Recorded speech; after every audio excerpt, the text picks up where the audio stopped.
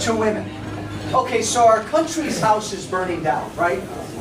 19% unemployment, we're broke, we're losing our homes. Illinois just became the nation's leader in foreclosures. Our savings are going like this. The value of our homes is going like this. We all know somebody unemployed. We all know somebody that's losing our homes. Men and women know this, but Democrats think about women. They think, if I just mention abortion or contraceptives, women, and only women, will forget that the country's house is burning down. I find that so demeaning that Democrats think if I mention abortion or contraceptives, women will forget that their husband's unemployed. Women will forget that their brother lost her brother lost his home. They think so poorly of women that they think they can scare women with abortion and contraceptives. You know what? That's offensive. Women care more, every bit as much, if not more than men, about the fact that this country's house is burning down, we're unemployed, we're losing our homes, and we're broke. Women have to deal with this stuff on a daily basis a lot more than men do. And if I were a woman, and I'm not, I would be offended that the Democratic Party, yes, Tammy Duckworth, the Democratic Party has such little respect for women that they can so easily be moved when I just say abortion and contraception. That's offensive. But that's the kind of campaign they're running.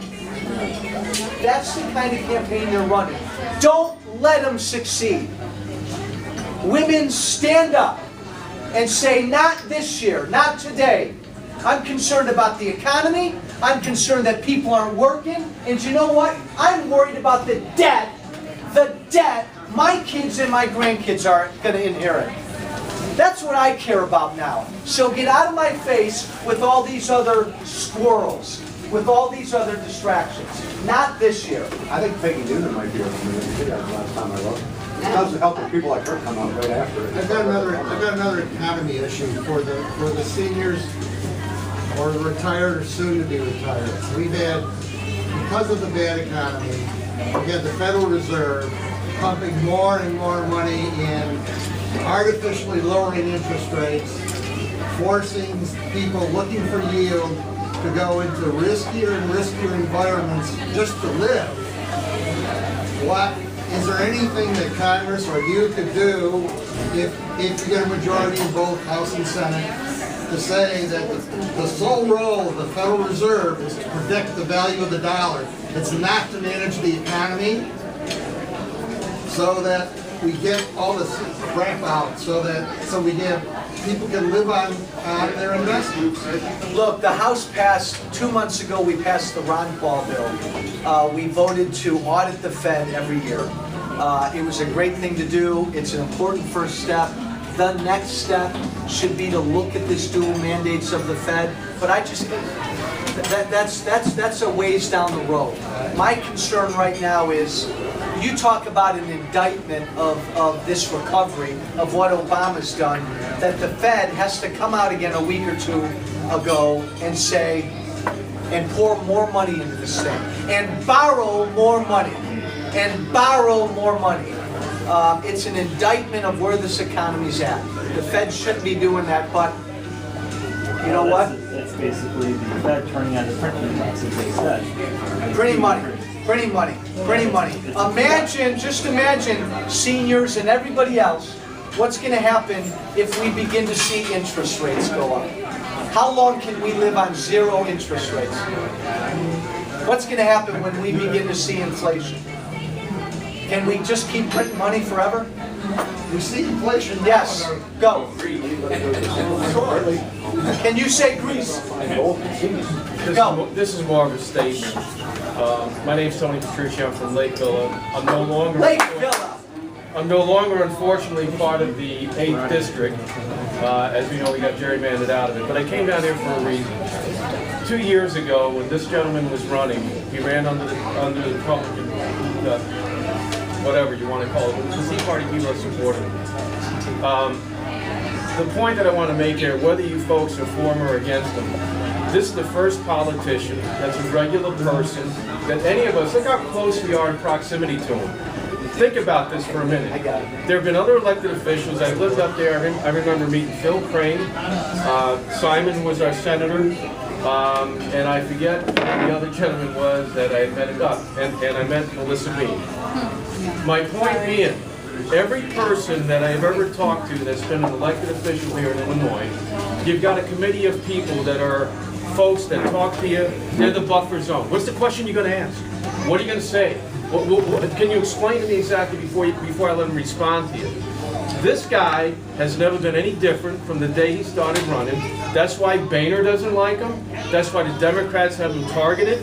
And I'll tell you, for those of you that are on the fence, don't know if you're going to vote for Joe Walsh or not, this is an independent man. We need independent people. 6 years and he's done. There's only two things I want Joe to do in the next, hopefully he wins again, even though I'm not going to be in this district, but I'll always support you. If you really cared about me, you'd move it. If I move anywhere, it'll be out of Illinois because of the taxes. But there are two things. The one thing that I would hope that, and I know that he's tried to do this once before, all of us, I don't care what the party is that you believe in or what have you, we need term limits. A maximum amount of time for a congressman, for me, in my opinion, 6 years, and 8 years for a senator. Turn it down. The second thing, to tax reform, why don't we just go to a flat tax system and just tax no deductions on any, I'll give you one deduction on your home mortgage, the home you own. If you're going to buy anything beyond that, there's no more deductions. As far as companies, you either, whatever you get, 10% is what you donate. That's my taxation system. Make it simple, put a lot of tax attorneys out of office and work, and Americans will finally get back on their feet. Thank you, Joe. Look, a big part of why we're in the mess we're in is because we sent Republicans and Democrats to Washington. They stay there forever. They basically forget about us, and they start to look like a different species. I just made up my mind that I wanted to be something different. We're so cynical about politicians. So I said, I'm going to go there. I'm going to tell everybody I'll never serve more than 6 years, and I won't. I'm going to turn down all my benefits. I shouldn't get any benefits. I'm going to sleep on the floor of my office, and I'm going to come home every weekend, and I'm going to do this more than any member of Congress. And we invite everybody to our town halls. Anybody can come, whether you like me or you can't stand me. This is my job.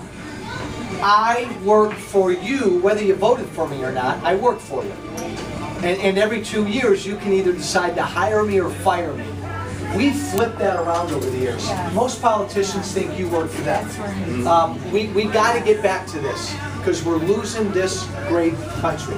Thank you, my friend. And I miss Lake Villa. We miss you. What else, guys? Couple more, and then I have about an hour and a half conclusion. Oh, look at you, start to get out. Okay, you say you're going to limit yourself to 6 years, you said. 6 years. Okay.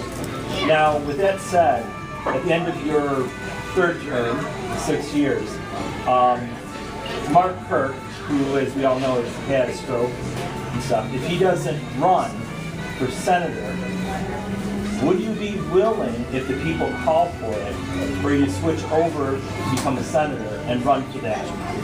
Two things. Mark Kirk's making great progress. Yes. Yeah. And I fully expect, and we all fully expect, that by the end of the year, he's going to be back in the Senate. Point two. And again, this may be my great flaw as a politician. When I said I don't give a damn about my next election, Right. honest engine, I really mean it. And I know Tammy, who's filming me, will probably use that as a commercial. I really mean it. I'm not there, I don't think in these terms. So when, and I know a lot of politicians think this way. Okay, what am I going to run for after I'm congressman? What can I do next? I don't think that way. I honestly don't. And I know you're not going to like my answer. I have no clue. If I'm fortunate enough to serve 6 years, oh my God, then I'm in God's hands. I'm either going to go back and teach, I'm going to attend bars somewhere up in Lake Villa, I'm going to, or I have no idea, and I don't want to think that way.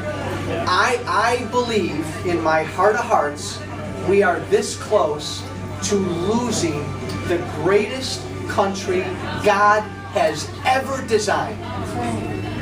You want to know what gets me going? Why I'm always on YouTube? Because I really believe that.